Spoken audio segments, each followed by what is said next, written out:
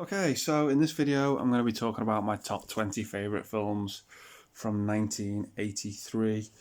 These are all in accordance with the release dates on IMDb. And again, this is just my personal favourite top 20 favourite films from this year. There's no actual definitive list. These are just the films that I enjoyed the most. Just bit of a disappointing year for me, 1983. Nothing really stood out, but there were a few gems in there. But I'm going to go through a list of the top 20 for me. Did actually see close to about 40 films from this year, so it's kind of really difficult to narrow down. But that being said, I'm going to get into a few honourable mentions for me that are sort of worth mentioning. Some good moments about them. So that being said, I'm going to get into my first honourable mention, and that is Superman 3. By no means not a good film at all. But for me, this has two good standout scenes in it. And the first one is with the villain's sister, where she gets sort of turned into this cyborg. Scared me shitless as a kid, that scene. And the other scene is actually really, really good fight scene between Superman and Clark Kent in this really weird scene that takes place in a junkyard. Really entertaining stuff. Other than that, Richard Pryor is in the film and he's absolutely wasted in it.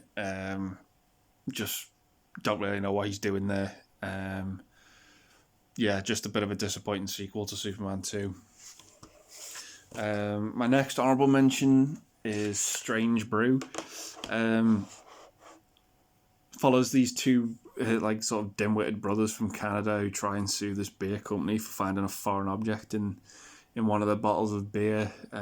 End up going to the brewery, and it's sort of run by this corporation that has this sort of bigger agenda. All sorts of hijinks. Just hilarious stuff. Next honourable mention is an early Tom Cruise film, and that's Risky Business. So Tom Cruise's character pretty much just like sort of hires this prostitute while his parents are away, and stuff gets wrecked and people are after him. Yeah, not really much to be said about it. I thought it was enjoyable. Next honourable mention is Psycho 2. I've got in this Psycho sequel pack. 3 and 4, not really worth talking about. 2 is actually really good. Really surprising. A lot better than it should have been. So credit where it's due on that. Anthony Perkins comes back. He's actually in all three of the sequels. But to follow up from a masterpiece like Psycho, Psycho 2 does what it does, and it's pretty good. Dennis Franz is in it as well, and he's absolutely entertaining in anything he's in. Just really underrated horror sequel. Coming up next for me is The Dead Zone, Christopher Walken, based on a Stephen King book. Kind of about this guy who's in an accident who sort of foresees tragedies that are about to happen. Just really good, creepy movie. Next honourable mention is The Hunger, with Susan Sarandon and David Bowie. Really sort of underrated vampire movie. Next for me is Blue Thunder. Really good cast, this film. Roy Scheider, Daniel Stern, and Malcolm McDowell as the villain. Just sort of this action helicopter movie. Not much to it, but it was entertaining enough. Next up is The Ploughman's Lunch, with Jonathan Pryce and Tim Curry. Really good sort of British political drama film.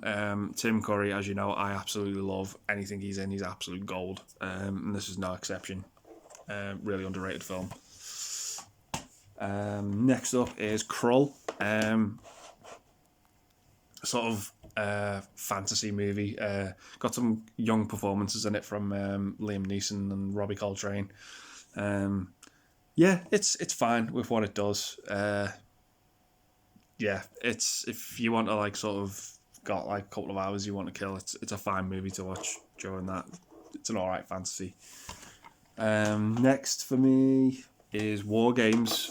Young Matthew Broderick, who's sort of like obsessed with video games, and he ends up like sort of bored by all these video games, and he's like, well, I've done these, and he ends up sort of like hacking into like the US government defense system and nearly causes World War Three, thinking it's a game when it's actually like real war stuff. Like shit could go down. Yeah, it's fine. Next honourable mention is Never Say Never Again. Probably one of the worst Bond films ever made, but it's entertaining as hell. It's such a time capsule of the early 80s, this film. Went up against Octopussy when it came out in the famous Battle of the Bonds of 1983. Really good, interesting story behind that.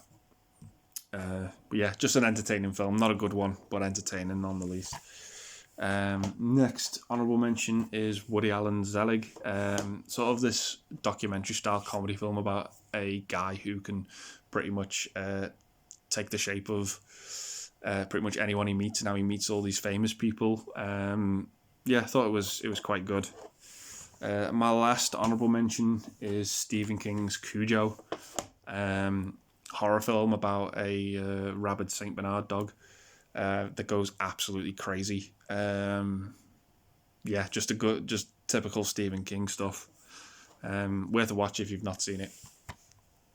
So yeah, quite a handful of honourable mentions from this year. So that being said, I'm going to get into number 20, which for me is a bit of a weird one, but is Flashdance.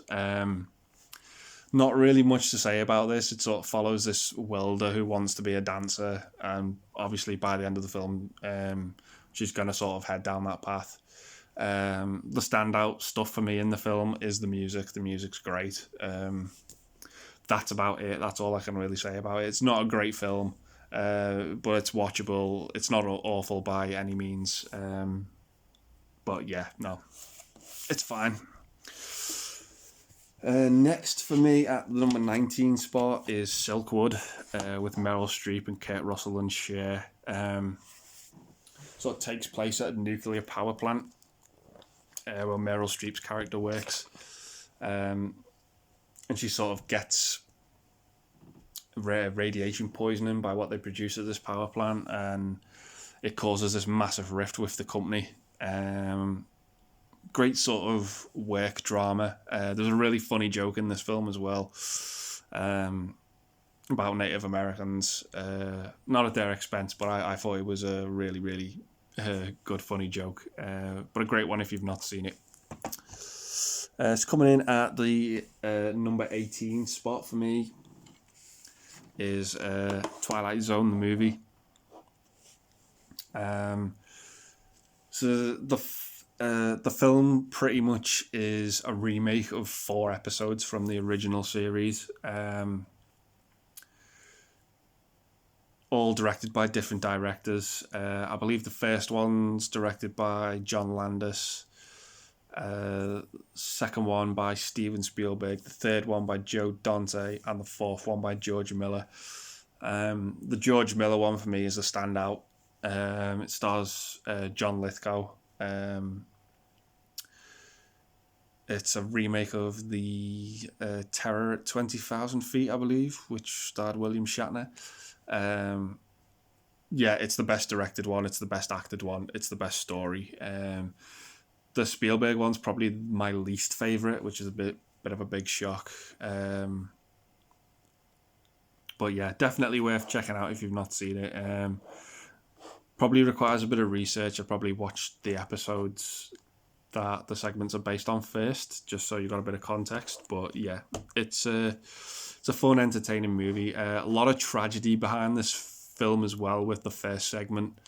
During the production, there was a helicopter crash which killed 3 actors. Yeah, really sad, grim stuff, which I believe led to a really big lawsuit with John Landis and how sort of the safety of actors was being put at jeopardy. It's really interesting stuff. But yeah, no, it's definitely worth a watch. There's a couple of creepy moments as well with an opening sequence which stars Albert Brooks and Dan Aykroyd, which I kind of sort of shat my pants at a little bit. But yeah, it's definitely worth checking out if you've not seen it. So coming in at the number 17 spot for me is this year's Best Academy Award winner for Best Actor.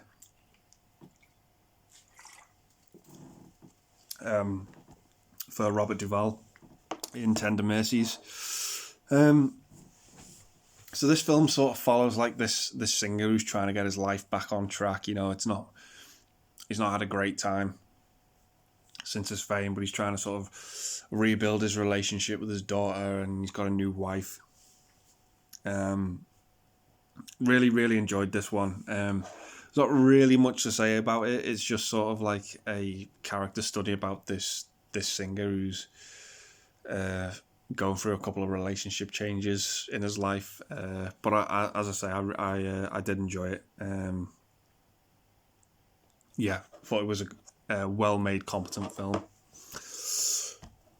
So coming up next for me, at the number 16 spot, is Educating Rita, of Michael Caine and Julie Walters. So it's sort of about Rita, who's like this more mature student, sort of forms a bond and a relationship with Michael Caine, who's a teacher. But she's sort of someone who's been shunned, doesn't really have a hope in academics, but she tries to prove people wrong. She's got a sort of like not abusive husband, but he really doesn't like her doing what she's doing and trying to better herself. I remember watching this film at school and really liking it. But yeah, no, the performances between the two main leads is really good. They've got some great chemistry. And yeah, I really liked it. So coming up next for me, at the number 15 spot, is actually this year's best winner at the Oscars, and that is Terms of Endearment. Just a really good sort of family drama film. You've got great performances by Deborah Winger, Shelley MacLaine, Jack Nicholson, and Jeff Daniels is in there as well. Yeah, just a really good, solid drama film about family. Not to get into any spoilers as well, the endings are really weepy and really sad with what happens. But yeah, again, if you want to do like a sort of marathon with all the Best Picture winners, this one's definitely a good one. So coming up next for me, the number 14 spot is Local Hero. Sort of underrated comedy film about this oil company in the US that wants to try and buy out a small village in Scotland. Yeah, just a bit of a surprise, this film, a bit unusual. The cast is really great. You got Burt Lancaster, and also stars a young Peter Capaldi, probably famous from Doctor Who. Yeah, just a light, sort of light-hearted, charming film. Yeah, just really good. There's not really a lot to be said about it, but it's a very competent film, very well made. Yeah, it's worth a watch. If you've not seen it, check it out. So coming up next for me, the number 13 spot is sort of space epic, The Right Stuff. It tells the story of the Mercury 7. Great cast in this film. Dennis Quaid's in there. For me, what I enjoyed most about it is the sort of aerodynamics, and the airplane scenes in it are absolutely great. Got the chemistry there with the actors. It's a bit of a long film. The runtime's over 3 hours.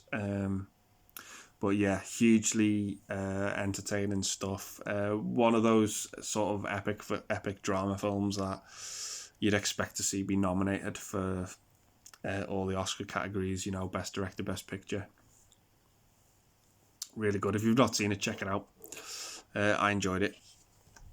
So coming up next for me, at the number 12 spot, is Francis Ford Coppola's Rumblefish, shot in black and white. Stars Matt Dillon, Diane Lane, Nicolas Cage, and Mickey Rourke.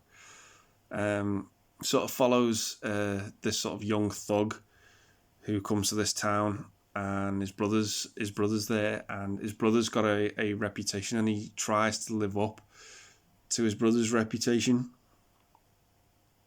But it's a really, really good drama film. Great chemistry between the actors as well.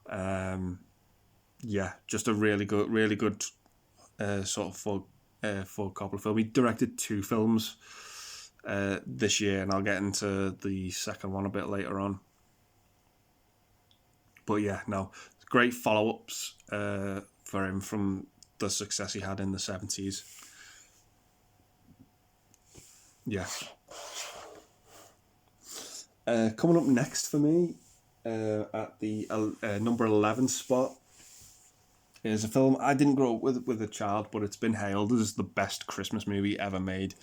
I think that's a bit of a stretch. It's good. It's definitely a good film. Very well made, very competent, and that is A Christmas Story. So the plot to this one is basically it's a kid who wants a rifle for Christmas. Anyone who asks him like, "What do you want for Christmas?" his parents are asking him, "What do you want for Christmas?" He ends up going to a mall where he sees someone dressed as Santa, and he asks him, "What does he want for Christmas?" And he just has the same answer. It's this rifle he wants, and he keeps getting the same response from everyone. You'll shoot your eye out. What do you want that for? And he just keeps having these sort of like funny visions of how he's gonna like protect his family when he gets this rifle, protect them from robbers and stuff. But yeah, no, it's a film that sort of really captures what it feels like to be a kid again. But yeah, there's a funny scene as well when one of his friends gets his tongue stuck to sort of frozen telephone pole. But yeah, it's really good. Definitely one that I sort of try and watch each year at Christmas time. But yeah, just hugely enjoyable and entertaining. It's coming up next for me at the number 10 spot is the other Francis Ford Coppola film that was directed this year, and that is The Outsiders. All-star cast in this one. You've got Ralph Macchio, C. Thomas Howell, Tom Cruise, Emilio Estevez, Matt Dillon again from Rumblefish, Rob Lowe, Patrick Swayze. Great sort of gang movie, this one. A bit like The Warriors. But yeah, it follows this gang with all this cast in it, and something happens which causes a few of them to go sort of undercover. But it's got a really good, strong ending as well. If you've not seen it, check it out. It's worth a watch. I enjoyed it. So moving on to the next one is Monty Python's Meaning of Life, coming in at number 9. Not really much of a plot to this one. As I've said before about Monty Python films, you either love them or you hate them. They're like Marmite. It's up to you to decide whether you like them or not. But again, as I said, not really much of a plot to this one. It's a lot of segments cut together. My favourite segment in it is with Terry Jones, as the late great Terry Jones as Mr. Creosote. involving a very funny yet very grotesque scene at a restaurant that I loved. I loved John Cleese's teacher as well at the beginning of the film.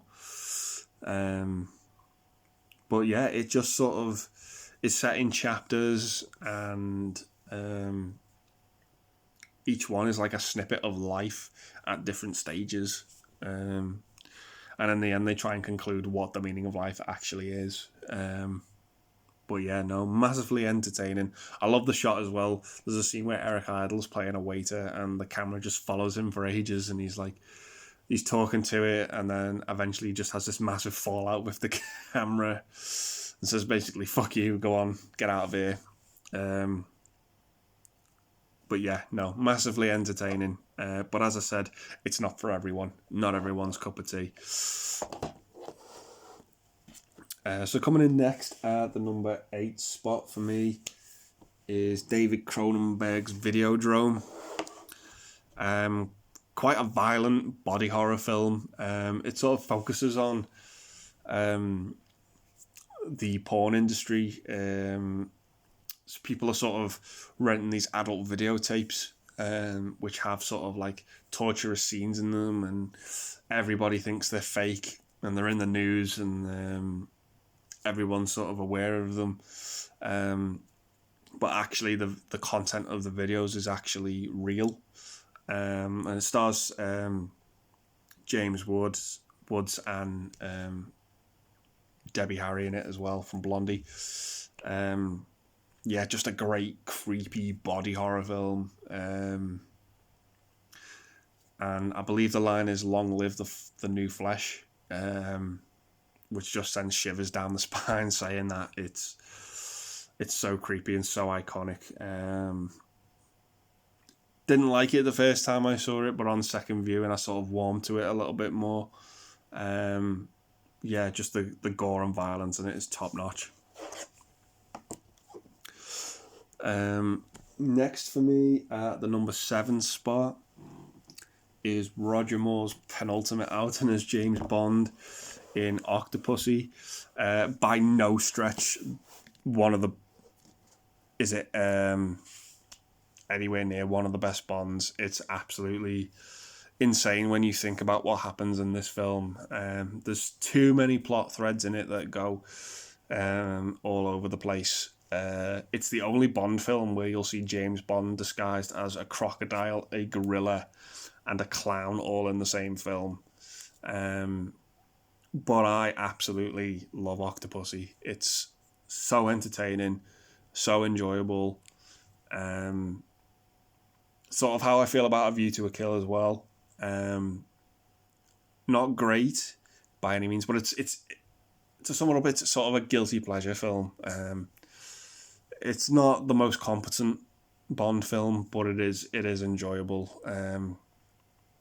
It's one I grew up with, and that's probably why I rank it a bit higher on this list. But yeah, it's batshit insane, but it's hugely entertaining as well. So coming in next for me, the number 6 spot is National Lampoon's Vacation. I got it in this pack with all 4 films. Not my favourite vacation movie. That actually goes to the 3rd one. But this one's still pretty good. It's a good starting point for the franchise. So it sort of follows the Griswolds. And this one's pretty much their summer vacation, where I believe they want to go to a place called Wally World. And sort of everything's getting in the way. Everything that can go wrong does go wrong. As well as you can plan it out, everything sort of goes tits up. The worst tits up is when they actually get to the destination and it's closed. But yeah, not that the film ends there. It escalates even from that. Not to spoil it, but yeah, hugely enjoyable. This is classic Chevy Chase. Well written as well by John Hughes, who was just really, really blossoming in the 80s. That was his decade. yeah, just a hugely enjoyable, entertaining comedy film. There's a sort of running gag with the vacation movies as well, where each one the kids is played by different actors. But yeah, no, as I said, massively entertaining and hugely enjoyable. So coming up next for me at the number 5 spot, this is where we sort of get into my opinion of what's classed as the gems of this year for me. So number 5 is The Big Chill.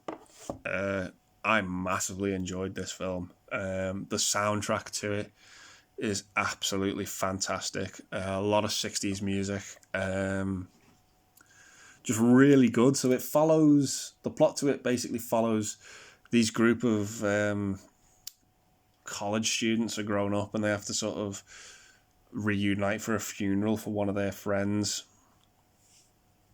And it just brings them together, and the drama amongst them and the dialogue and the conversations they have are so good. Yeah, just loved it. Just loved every second of this film. The introduction to each character as well at the beginning when they're coming together for this funeral was really good. Yeah, just absolutely massively enjoyed it. It's one I hope to rewatch a couple more times. Yeah, just a really, really good, solid, competent film. Enjoyed the hell out of it. So coming in at the number 4 spot for me is John Landis's Trading Places with Dan Aykroyd, Eddie Murphy and Jamie Lee Curtis. So to sum this one up, the plot basically revolves around Dan Aykroyd's character, who's like this massive success at this company, and Eddie Murphy's character, who's pretty much homeless. And the heads of the company that Dan Aykroyd work for are two brothers. And they pretty much one day they're just bored and decide, right, let's have a wager between each other. Let's ruin someone's life and make someone's life turn it around. So it's an absolute miracle, which is what they do. And as I said, Dan Aykroyd, who's a great success, and Eddie Murphy, who's this sort of homeless failure, switch places. They trade places, hence the title of the movie. And all sort of comedy hijinks ensues. The end of it sort of loses me a little bit. I won't spoil what happens, but they find out that this wage has gone on, and they sort of get their own back. But to get their own back, it sort of confuses me a little bit. But it's the reaction of the two brothers is on point. Hugely enjoyable. Yeah, if you've not seen it, check it out. It's a good laugh. Underrated Christmas movie as well, some might say. But that could be a bit of a stretch. But yeah, I enjoyed the hell out of it. Thought it was enjoyable. So coming in at the number 3 spot for me from this year is another John Carpenter film, who I've talked about on a few of my previous videos. And that is with his Stephen King's adaptation of Christine. Saw this when I was really young and I absolutely fell in love with it. Hugely admire this film. Again, it's a film that accomplishes a lot with very little. So it sort of follows this killer car, basically, and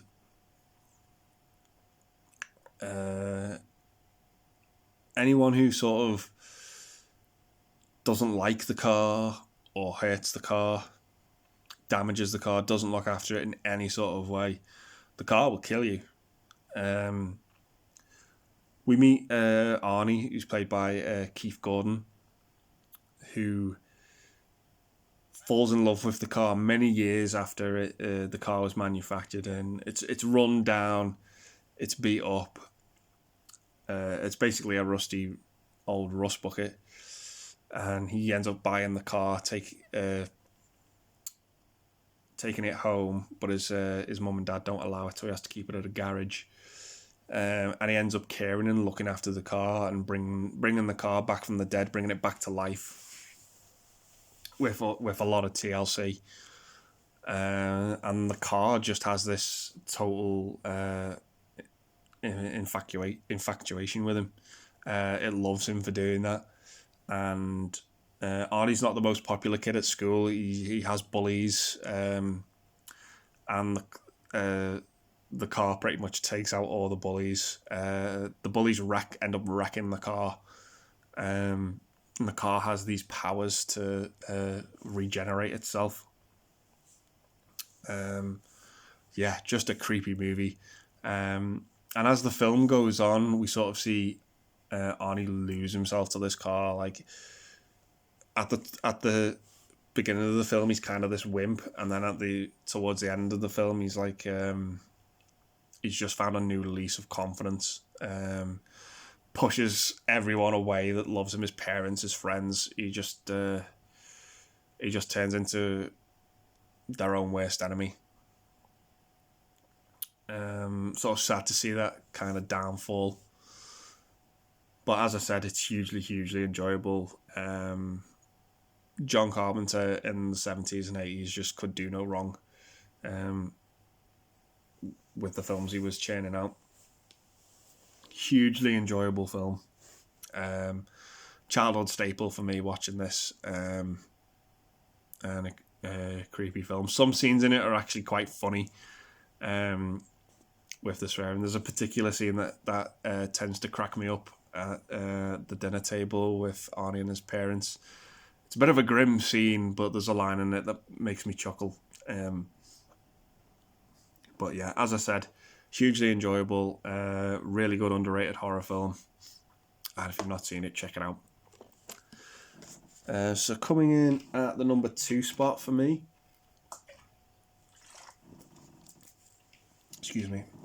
is a film that probably most people that know me would have this pegged at number 1. It's a film from a franchise, and as a child growing up watching this film from the franchise, it was the film I watched the most. Probably because it's so conclusive and wraps everything up, particularly from the cliffhanger that the previous film left. And that is Star Wars Return of the Jedi. Yeah, coming in at number 2. It should have been my number 1, but there was just another film to me that I just enjoyed a hell of a lot more seeing later in life. So getting back to Return of the Jedi, as I said, this is the wrap up to Star Wars, the epic space opera that George Lucas brought us. Childhood staple, without a doubt. I love the opening sequence with Jabba the Hutt at his palace with the Rancor and the Sarlacc pit. Fans say it goes on too long. Yes, it does now. I still hugely enjoy it, but in terms of the length of the film, yes, it does go on a bit. I love the scene with Yoda, and I love how he doesn't want to quite answer Luke about the truth about Vader, but he does confirm it. I love the battle sequence at the end in space. Oh my god, that is just one of the best space battles put to film. Absolutely fantastic action. For me, the element of the film I'm not so keen on, and it's awful to say this, but is the Ewoks. They just overstay their welcome in the film, for me. So the heroes sort of travel to Endor, which is this base, which is where the main shield is for the Death Star, and it's inhabited by these little creatures called the Ewoks that look like tiny little bears. They're cute. they're fine. I think they were sort of brought into the film because of how dark the previous one was, to try and lighten it up a bit. But these are the guys that end up taking out the Empire. These tiny little bears. But you could argue the fact that it's wood against metal, and wood triumphing over against metal in terms of the battle at the end. But yeah, it's Return of the Jedi. It's got everything you want from this series to be wrapped up. This trilogy to be wrapped up, shall we say? But yeah, no, absolute childhood staple for me. One of the best sci-fi films from the 80s. Just hugely enjoyable. The replay value to it is through the roof for me. Could not stop watching it as a kid because of how enjoyable I found it. Even though, looking back now, it probably is the weakest one out of the original trilogy. But yeah, hugely enjoyable. Ian McDiarmid as the Emperor as well. My God, what a performance. Terrifying. Scared me shitless as a kid. But yeah, as I said, completely satisfying ending. And that's where Star Wars should have ended. Before we get into what Disney did years later. But yeah, no, hugely enjoyable. Just a great film. So that leads us into the number one spot.